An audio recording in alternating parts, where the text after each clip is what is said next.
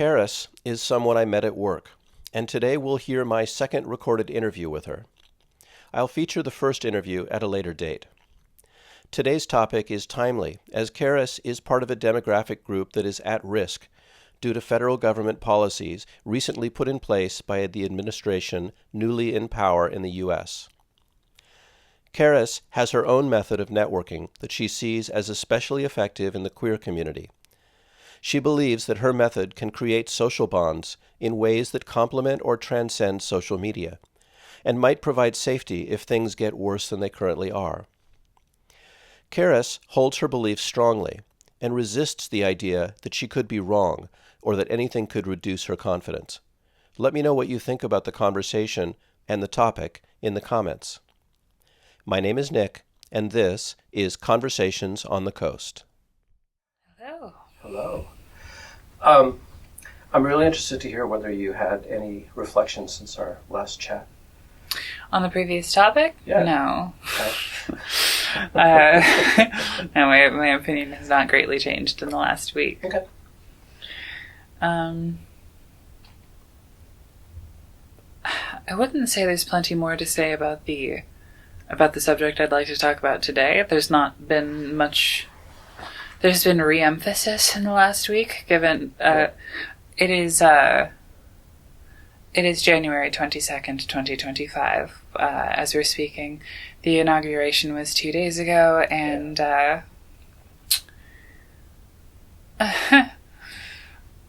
things are worse. Things will continue to get worse. And of that, I would say my belief certainty is about 90%. Okay.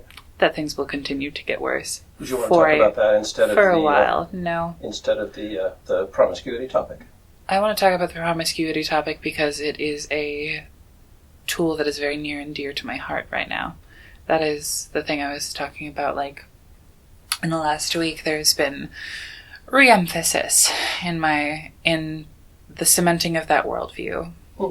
Okay. My wife and I saw a snippet of an interview with the actress Laverne Cox. Okay. And she, I won't say broke, but she cracked and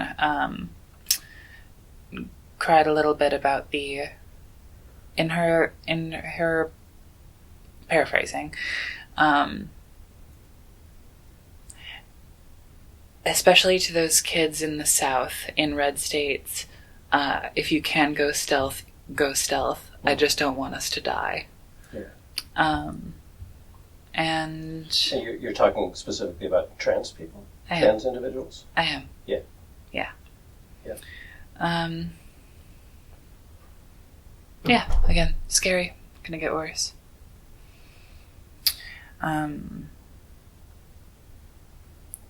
of the executive orders on day one makes it, once that window closes, from what I understand, the window is about 60 days until it can be enforced as they would like to. And someone very near and dear to me is trying to get her name change finalized on both state documents and then Social Security and then her passport, trying to get those done back to back to back, so that she can have female written on her passport before it's too late, because soon we won't be able to update our sex on government documents, which is very dangerous for a lot of us. Dear podcast listener, you cannot see me, but the idea that I could, if there was an M on my passport, pass as a man is laughable. And it is a similar situation for a lot of us. And it is very dangerous to have documents when they are necessary that do not match up with who we actually are.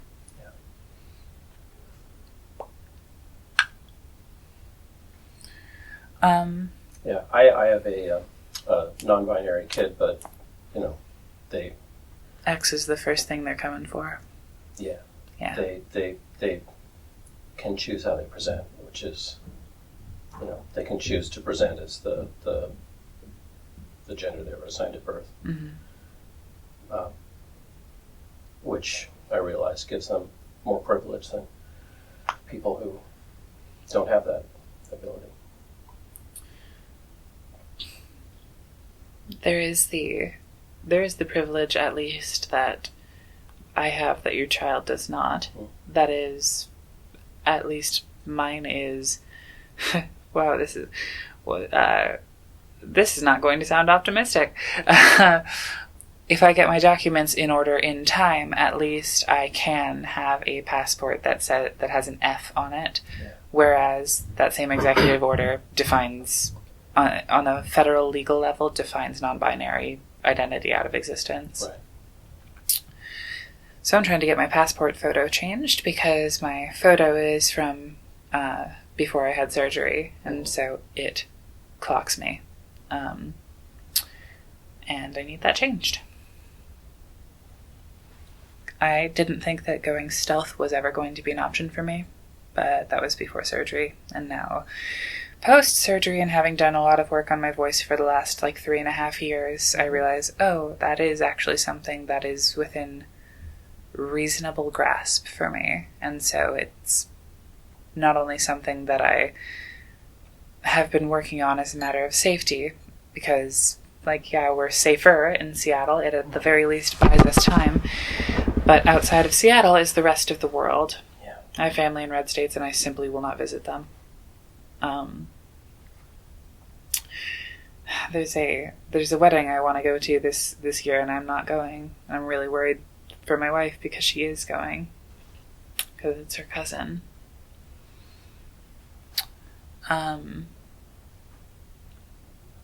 Going to visit her aunt just in Eastern Washington this coming weekend is scary in its own way, because that's same as California, same as Oregon. There are very blue cities, and then there's red country outside of them. Do you think that their family will accept you? Whose? The two of you? Whose? The family you're going to visit in Eastern Washington. No, absolutely. Yeah. It's not the family I'm worried about. Yeah. No, not at all. It's the place. It's the place, it's the public, it's the people. This isn't the lashing out of a trauma response, but I would say it is informed by a history of having experienced the danger of such a public, and knowing that in the last 10 years, which I guess the incident that jumps immediately to mind was probably 6 or 7 years ago now.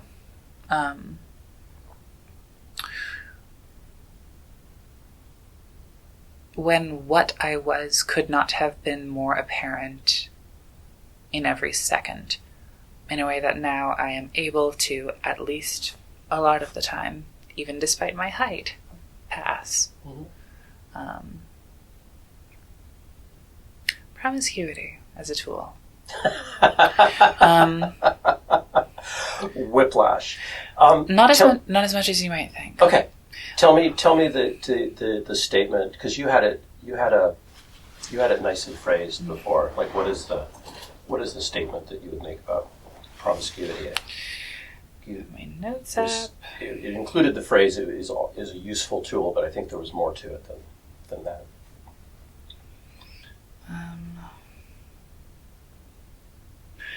Promiscuity and polyamory are both a delight and a tool that can make the world better. Oh, cool. Okay. And to couch that, I guess, that is the more positive version of the statement. A tool can be used in lots of ways. Mm-hmm. But for my purposes, I intend to use promiscuity as a tool to make the world better. Okay. So, how do we measure the state of the world to be able to determine if it's better or worse? Rephrase. I'm wondering if there's a metric that you would use to measure the benefit that promiscuity or polyamory would have on society? Like, could you measure society today and then measure after some shift has happened? Global implementation. No, that's not the statement I'm making. As a tool of community activism and activation, because that's how I've been using it for at least a year. Okay. As far as actively being like, oh, this date didn't go well, I don't really have any chemistry with you, but incestuous undertones aside, like, I'm not really attracted to you, but you are my sister, and if you need anything, text me, call me. If you need hormones, if you need me to kick someone's ass, frankly, like, forming those connections, if things work out, if things don't, then my simplest way of putting it has been, if the situation calls for my wife and I to flee Seattle, then that probably means it's time for a lot of other people to flee as well. And so if I text, we're leaving, all of us, tonight, I want that text to reach more than just my friends. I want that to reach, chemistry or no, I want that to reach everyone I've fucked and everyone they've fucked. And that is the tool of it. Okay. So I think what I'm hearing you say is you're using your dating history and maintaining positive relationships as a way to build a network. Sure.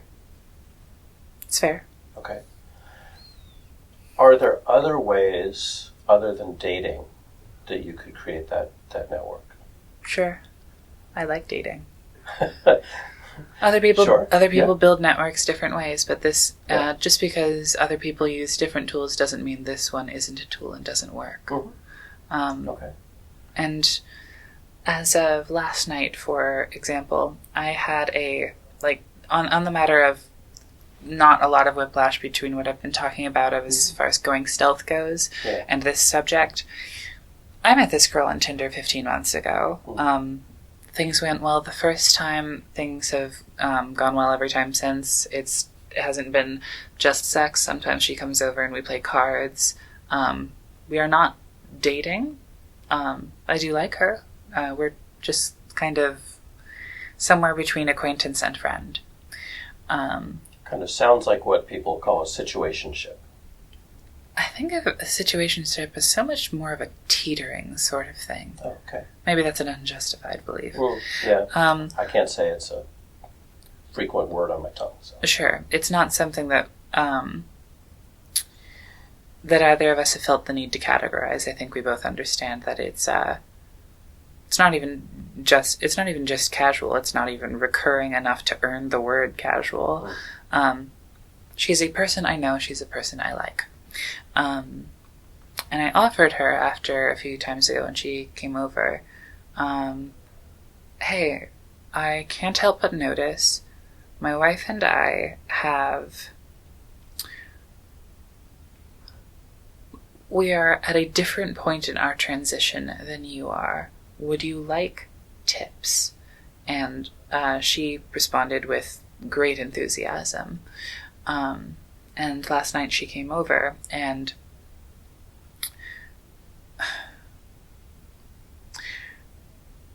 I put her in my dresses, I put her in makeup, I did her eyebrows, I gave her an injection which will, even as a difference from taking pills, will have an impact in the next week. She'll feel it in her emotions, she will see it in her breasts, and her skin. Like it's that quick. But also crucial to that, I wouldn't even go that far. The evening did not require sex, but it was enhanced by it. In that part of this same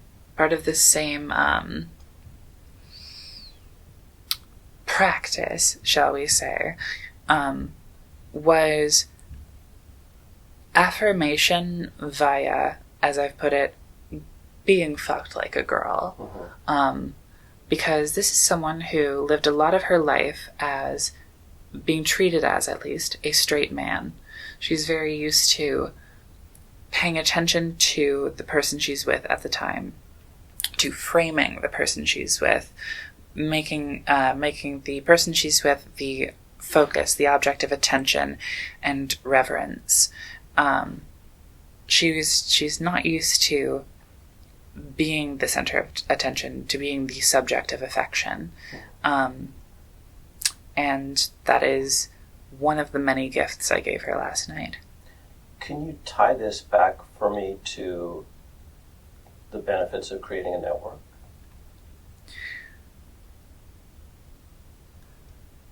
Sometimes a makeover is a matter of safety, at least in the case of the trans community.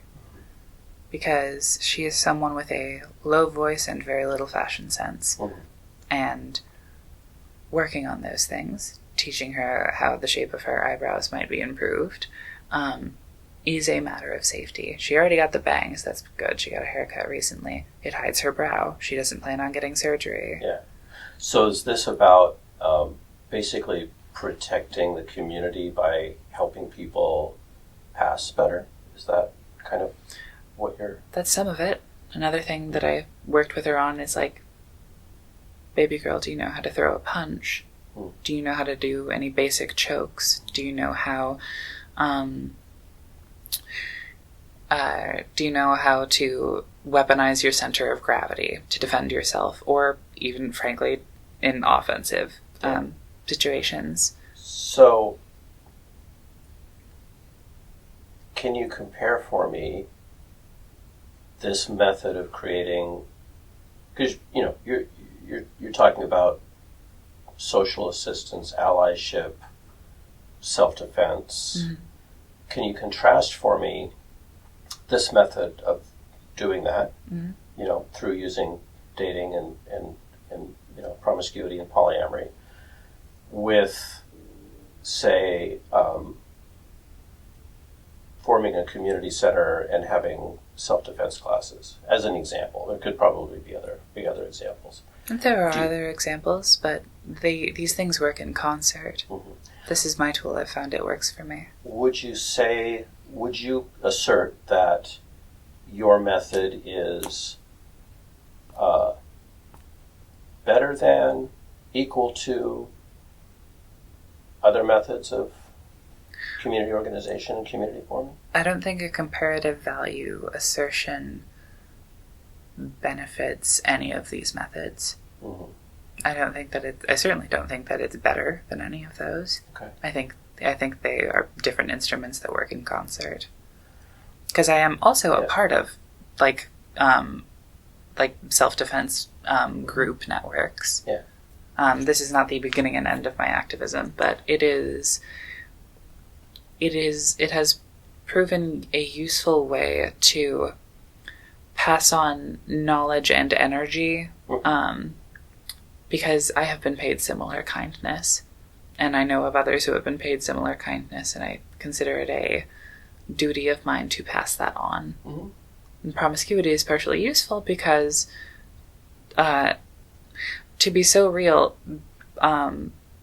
being a pretty girl gets people in the door, especially other girls.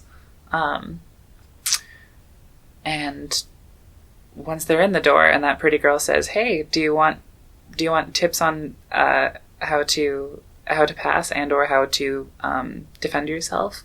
The answer is often, older sister, yes. Yeah. So it's almost like I don't say this to be dismissive of it all. It's almost like you're gamifying the experience in order to. It's almost like it's a recruiting tool.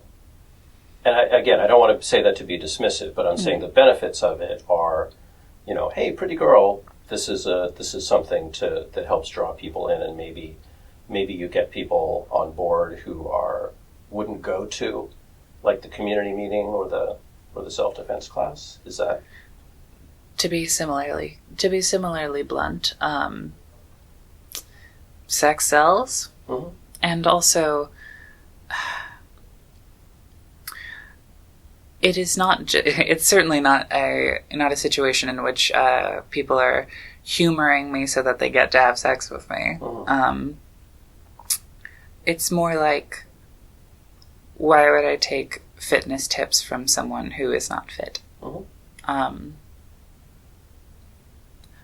Being demonstrably embodying the things that I can teach has been helpful.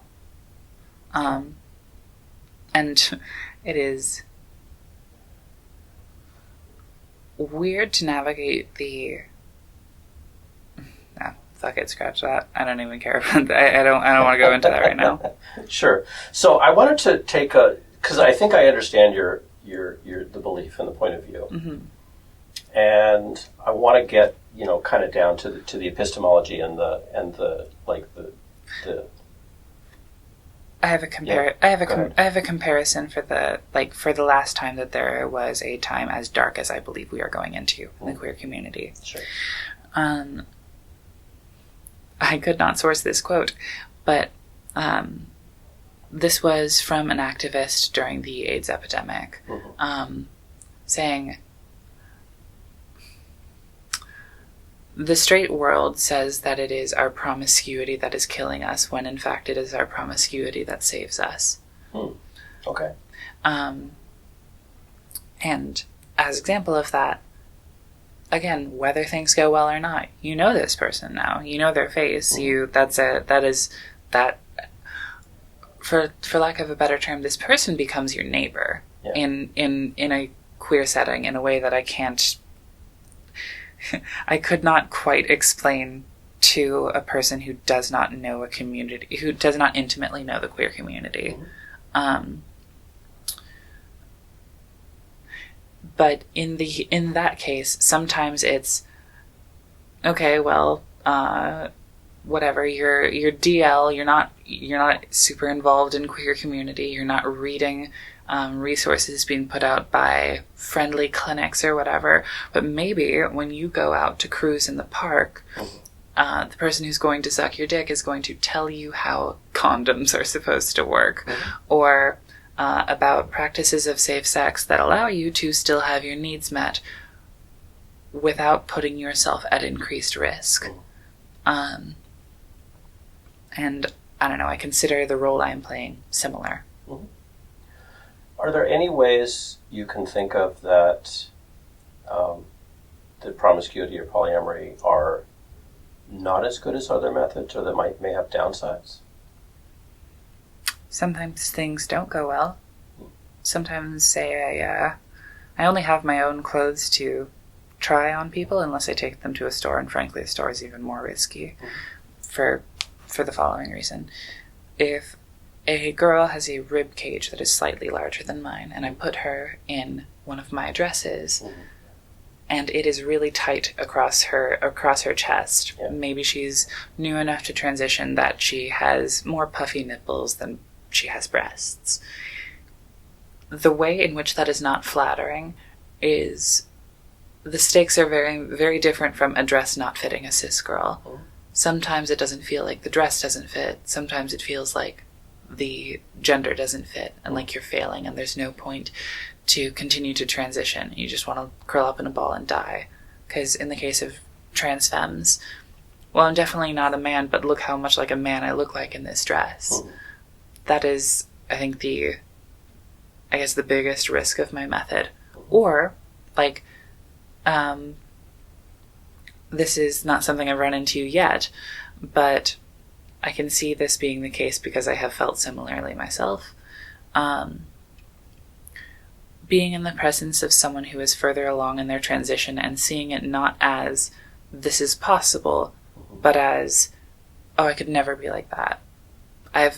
When I've gone online asking for tips about my voice, it's like, hi, uploading a clip of my voice. Does this pass? I feel like this doesn't pass. How do I sound? And not even getting people saying, yeah, you sound great. a few of those, but then also getting, you sound so fantastic, how can I sound like you? And it's Sure. just, it's looking for help and finding something that is not helpful, because instead of someone finding something motivating, they find it demoralizing. That's the risk. Yeah. So, hypothetical. Please. If you became convinced that there were more negative outcomes than positive outcomes for your method, Mm-hmm. would that reduce your confidence in the belief? Definitionally, yeah. I'd probably stop. Okay. Yeah. If the belief were wrong, how would you find out? How would you figure it out? Or how could you learn that?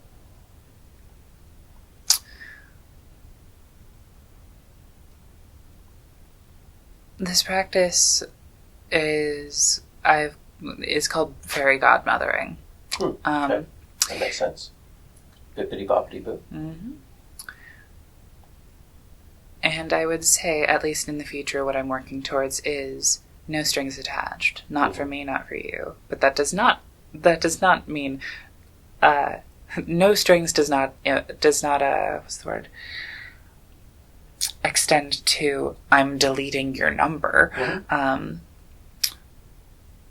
And so keeping contact in the next week or so after I would do this for someone, would give someone a little makeover, put them in dresses, take them to the makeup store and find what colors work for them. If I found that a week later they felt worse about themselves than they did before, that would be, if that happened a few times, that would probably discourage me. I feel like thank you, and that's good. I feel like we've drifted a little bit from kind of the benefits of these practices as a network building. And instead just kind of talking about the benefits of, because you were originally talking about promiscuity and polyamory kind of as a tool for creating this network, so that, for example, if there was going to be a raid tomorrow of all, let's say there's a raid of someplace where the trans community tends to, or the queer community in general tends to hang out, you could get that word out very quickly.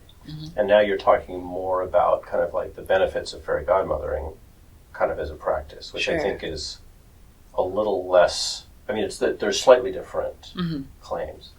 So in terms of the benefits of the networking relative to maybe other benefits of networking, right? If it turns out that was not an effective way to build a network, how would you figure that out?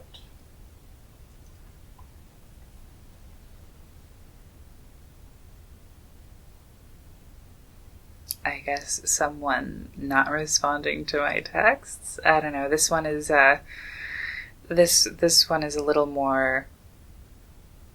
Last time I was dramatic and said something to the effect of, "Oh, I would know by no one enjoying talking to me or whatever." I would put this one on a similar. What's the word I'm looking for? A perhaps even greater degree of, I don't have to find out that this doesn't work because it does. I can see it with my eyes. Like, as far as risk, reward, benefits, and drawbacks, like, that is something that I could become less confident in. But as far as, is it an effective networking tool? It's just not in question. Through my own experience and through the experiences of many others, there's not really, I guess, a need for me to interrogate that. Like, because I do know that it does work. I know that the girl who did not seem happy with me the other day when I saw her in the bar after our, first and only date didn't go well. I still have her number. Mm-hmm. And I still know that if I still know that if I texted her, hey, girl, it's bad, get out, Mm-hmm. That she would not necessarily do as I say. Who the fuck am I? Mm-hmm. It would affect her. It would at least contribute to a sway to how she is feeling. And if I said something as material as, they're in the streets, if you're in Cap Hill, get out of Cap Hill. There is sway in that.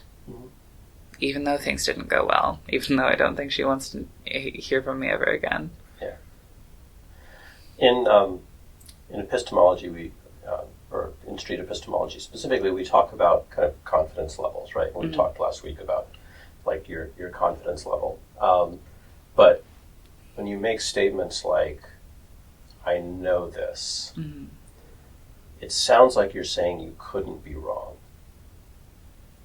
And so when I ask, if you were wrong, how would you find out? That sounds to me like the risk would be you might not listen to contrary evidence because you feel like you couldn't be wrong. Normally I try to tease that out with questions, but since we talked last week and you kind of got where I was going with some of the questions. So what's your thought about that? I guess rephrase the question about the specific belief you're asking about. Yeah, I mean it sort of goes back to the question of could you be wrong? About promiscuity being a useful networking tool. Mm-hmm.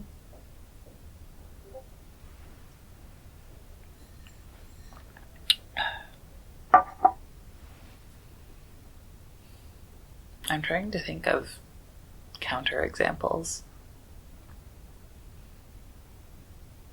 Maybe I should have couched my original statement as in the queer community, because frankly I don't know anything about if there is a straight community.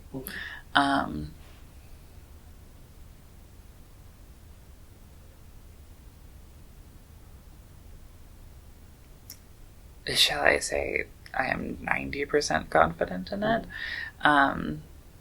95, 96.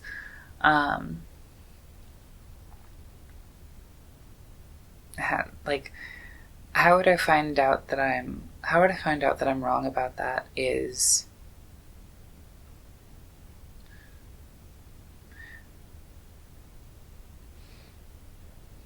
something of an absurdity.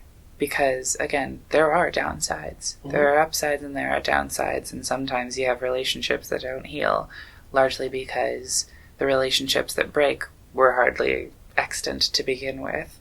Mm-hmm. But as far as does sex help? Does casual sex help build cursory connections in a close-knit community in a major city? Yeah. Mm-hmm.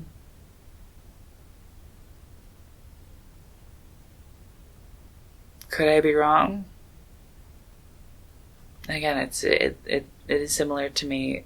It is that is similar to me as the to the what is truth thing, which is fucking yeah. Technically, the sky could switch colors tomorrow. That hypothetical is not my concern. Yeah.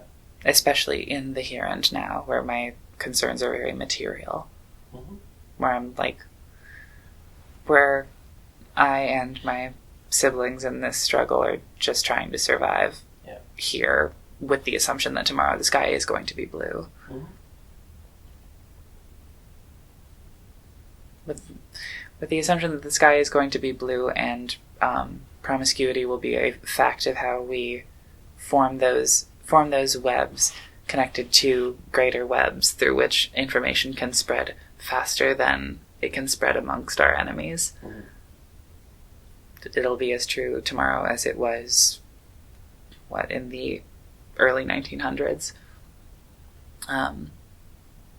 And I will say,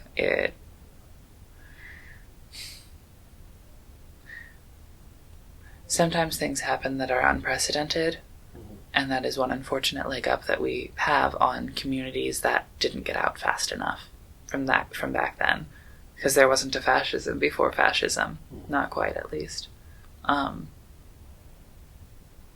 But we can't say that this time.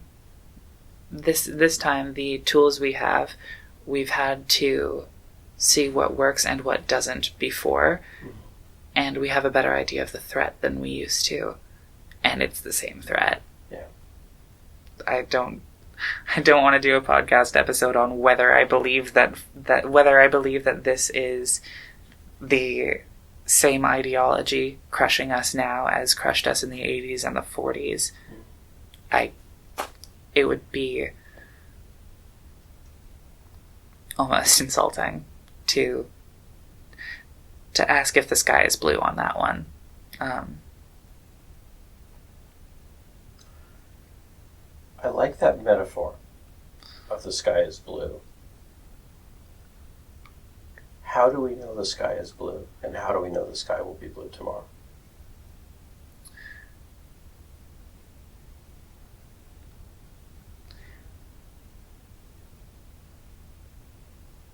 As I am talking about the tools of keeping me and mine alive, I am not interested in that subject.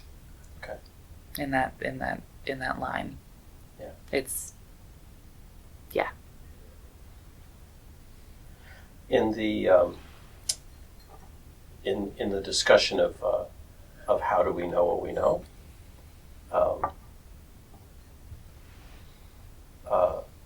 one of the things we talk about is how human minds are fallible, and so often we look at, are there things that corroborate the evidence of our senses?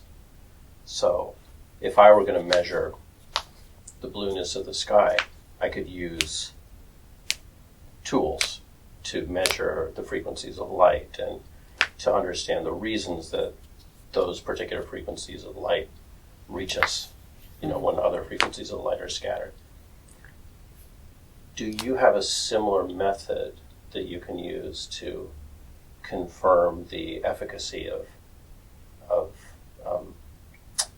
promiscuity as a networking tool? No, as of yet, I don't think science has come up with a meter for such things.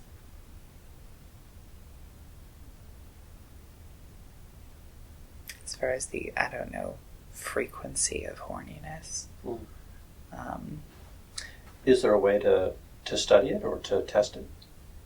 You would have to ask a sociologist.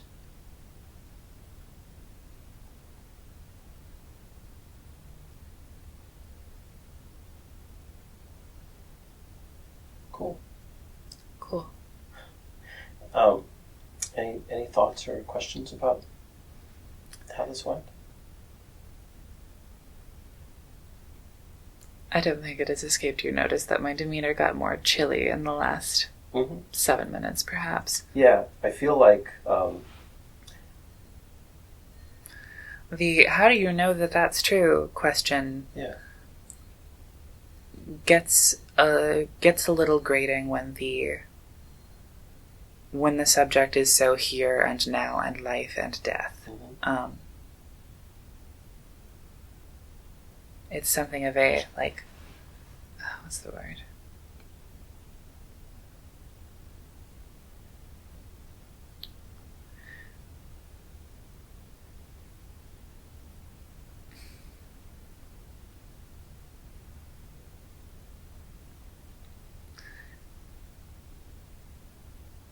I'm explaining myself, not denigrating you or your methods.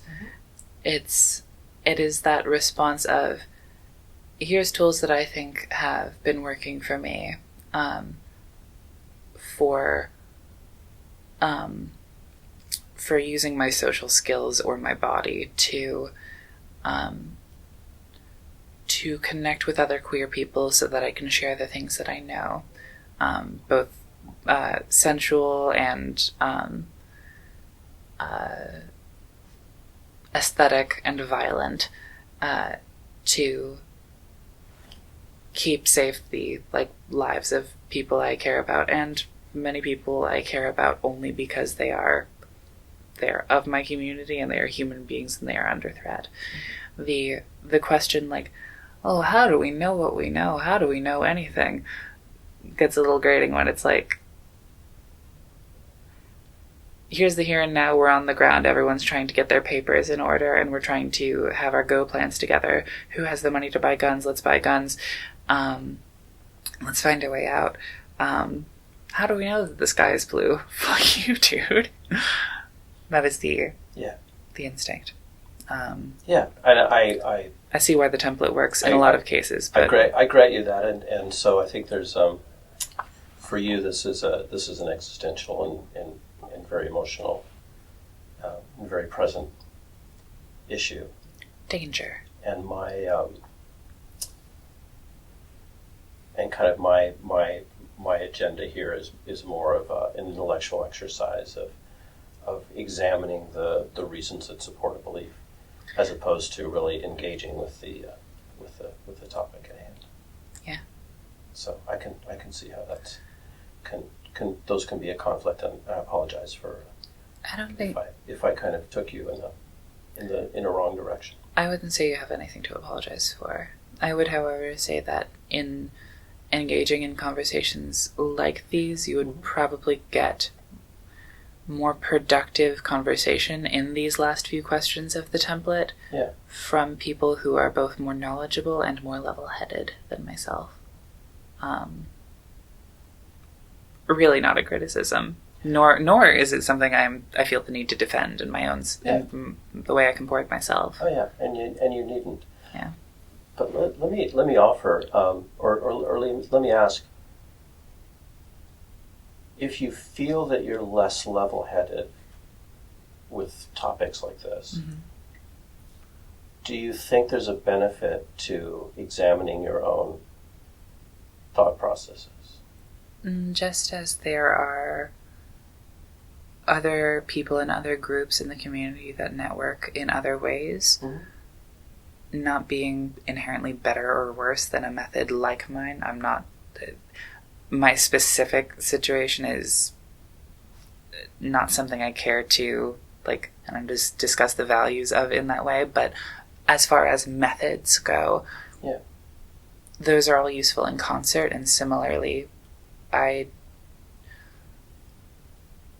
am constantly engaged in introspection, but I don't think there's anything wrong with being someone who's not all that level-headed. Mm-hmm. I used to be far less level-headed, and I have enjoyed being a little bit more in control of myself in that way. However, just as multiple methods, multiple tools are necessary in a greater concert of resistance, I think that the movement needs level-headed figures and firebrands. Mm-hmm. It needs its hacker girls and its black bloc bitches. Mm-hmm. Needs femmes dykes and in my case, an eloquent and yet angry bitch. How could you make your methods better? How could you improve on what you already have?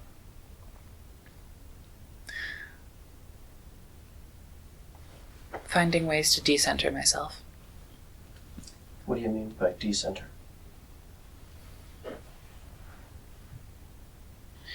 My method as it stands puts me very much as a...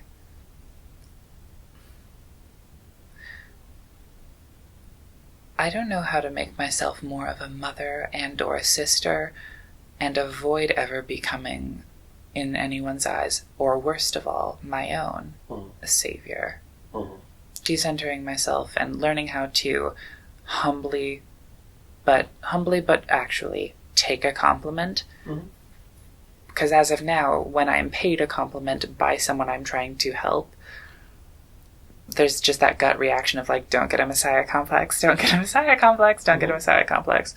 That leads me to kind of clam up.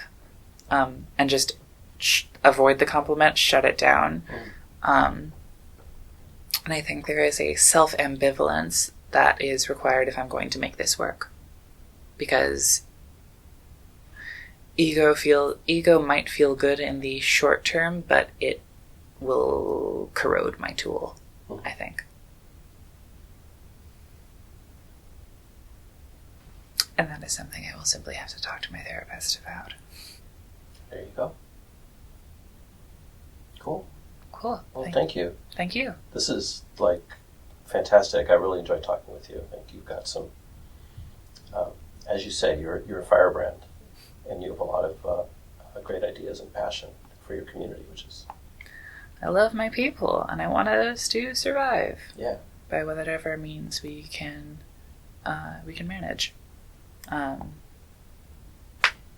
Yeah. And sometimes that's learning the most effective way to choke someone out, and sometimes that's finding a top that makes your tits look good. Many methods. Cool.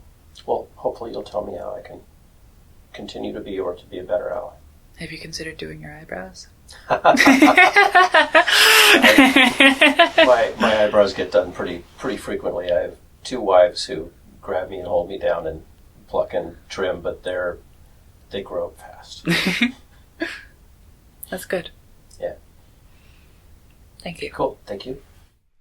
You've been listening to Conversations on the Coast, a series from Washington State featuring civil conversations using street epistemology to explore what people believe and why.